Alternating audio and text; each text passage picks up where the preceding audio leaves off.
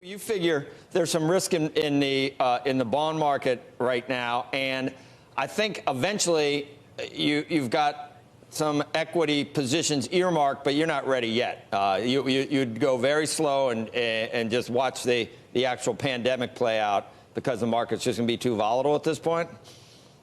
Yeah, when we talk about risk in the bond market, we're just talking about the liquidity reality that there's a ton of people needing to raise money. It's a leveraged financial system, and the bonds are where they're having to go to raise cash.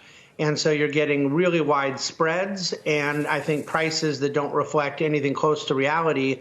So that bond market distress is what you would expect when there's a kind of run on assets, and therefore it's trickling all the way through. You see utilities down the same that the S&P is down. REITs are down even more.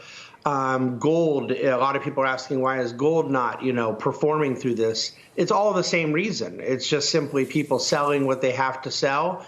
That issue works itself out through time, and then you have to deal with the fundamentals of the pandemic to know how far that goes. Right. But we do intend to deploy cash into equities, but we want to average it in after we get normalization in the bond market. I think Ian's facing the same thing. And Ian, I've seen some articles written that sounded really dire on some of your GDP forecasts. And then I've seen other ones where, Ian, where you have a pretty sharp rebound in some quarter down the road. But even your work has to be totally dependent on whether we get a handle on this. I was going to actually make the point, China, we didn't think we could do some of the draconian things they did. I'm just wondering whether at this point we've done a lot. I mean, spring break in Florida notwithstanding, and in the millennials, but we have done a lot in terms of social distancing. Have we done a similar amount to South Korea and China yet? Or are we still behind the curve? Don't you need to know that to make economic forecasts, Ian? You do. So we're all making forecasts on the basis of very, very incomplete information. So no, the U.S. hasn't locked down to anything like the extent they did in Wuhan or even in Korea. And Korea, of course, did a huge amount of testing and contact tracing as well, which the U.S. is ramping up but is not anywhere near it at this point. So we still have very incomplete information. I'd be pretty confident, though, that right now we're still on the wrong side of the epidemic curve, where the rate of increase is still rising rapidly. But the experience of China and Korea is that once you've got an effective lockdown, which can take various forms, but once you've got it in place, within 3-4 weeks, you should start to see some serious improvement in the numbers. So Italy, for example, which is behind Korea and China, the rate of increase of new cases in Italy has slowed. Yesterday wasn't great, but the trend has slowed. And I would expect that within a week or two, that'll be coming down, and then Europe after that, and the US after that, provided that we maintain the pressure, maintain the distancing, maintain the hygiene. And unfortunately, that means closing of pretty much every leisure facility, restaurant, bar, the whole lot. It works, but it does create, as Andrew was saying earlier, it does create an enormous void in the economy right now. So that's why I've got a hideous GDP number for the second quarter, -10, -12%. But because I think there'll be big fiscal stimulus, ultimately I expect it to be way more than $1 trillion. And I do think the pandemic will be over or almost over by the second quarter, then I think a rebound of some size is a reasonable bet. But I still think that right now we're on the wrong side of the data, and that makes me nervous about markets still for another couple of weeks. So we don't get back 10 or 12?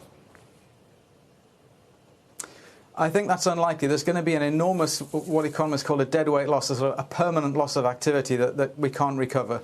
The fact is that a lot of spending that's not happening now won't then be caught up, in double or triple time in the period when the thing is over. So if you've missed going out to a restaurant once a week right. in the second quarter, you're not going to go out 13 nights running in the third quarter. So some of that activity is gone for good. Let's say the government goes crazy and really throws so much money at this that our grandchildren do have to worry. Is that? I mean, should we be thinking about that now that we're going to, if we send $2,000 checks to everyone, we should start worrying about the effect on the deficit at this point as one of the paramount worries for where we are yet, Ian? Or I mean, how should we look? I mean, obviously. Yeah. Go ahead. I don't think we need to worry about that now. I think we have an immediate monumental crisis in front of us. And yes, ultimately, it imposes a loss on us. It imposes a cost on our children and our grandchildren. But I think that we have to deal with it with a very real risk of a fundamental breakdown in the economy if we don't step in with an enormous amount of borrowed or printed money. We're not going to print money on the scale they did in the Weimar Republic or in Zimbabwe. We're not going to have the central bank printing money endlessly and generating hyperinflation. That sort of fear is completely absurd in the US developed economy context right now.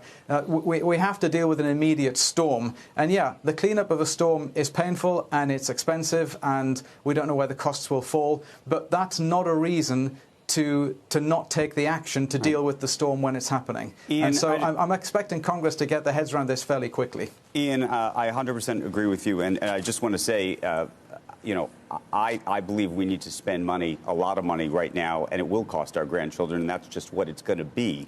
And maybe you get a V out of that later on with the economy. I'm not sure that will ever make up for that cost since it will be very hard to balance the budget in the long term. The question I'd ask you, though, is from a stimulus perspective, and this is what I was talking to Steve about and what I've been talking to a lot of officials in Washington about over the past 24 hours, which is to say, have we already lost the game? Have we already lost the war in terms of trying to keep people on the payrolls? And if we have, and I hate to say that, but if we have, when and if do you come in with stimulus? How do you do that? If the goal was originally to keep people on the payroll and we're losing that battle, what do you do next? Well, you either pay businesses to put them back on the payroll, or you pay the individuals so they can still make their rent and mortgage payments and still, continue to live. Looking at the state unemployment claims numbers that have been coming out over the last few days, it looks to me like the order of magnitude in most states seems to be about 10 times higher than the normal weekly numbers before the crisis. So that means that next week's jobless claims number could jump from 200 and something thousand this week to 2 million next week. That's kind of where I'm thinking we're going to see a jobless claims print next Thursday, about 2 million. Jobless claims of 2 those million. jobs have already gone. And do you believe that becomes exponential if we go a week or two after that? I hope not, because the hospitality industry is effectively shut down pretty much overnight last weekend, so people are making the claims for those job losses this week. It won't happen again for the next several weeks because the hit has already happened. We're going to see some very big numbers, but this week I think will be the single biggest spike. But I think if we do print a jobless claims number of 2 million or something of that order, that I think jolts Congress into taking much more drastic action than they seem to be thinking about at the moment. And income support or business support, we do want restaurants and bars to exist in August and September when this is all over. We need our airlines to exist. We need hotels to exist. All of these businesses are going to need direct support, which does mean effectively borrowing from our children and our grandchildren. But what's the alternative? We wake up to a wasteland in August? That's not a sensible public policy option.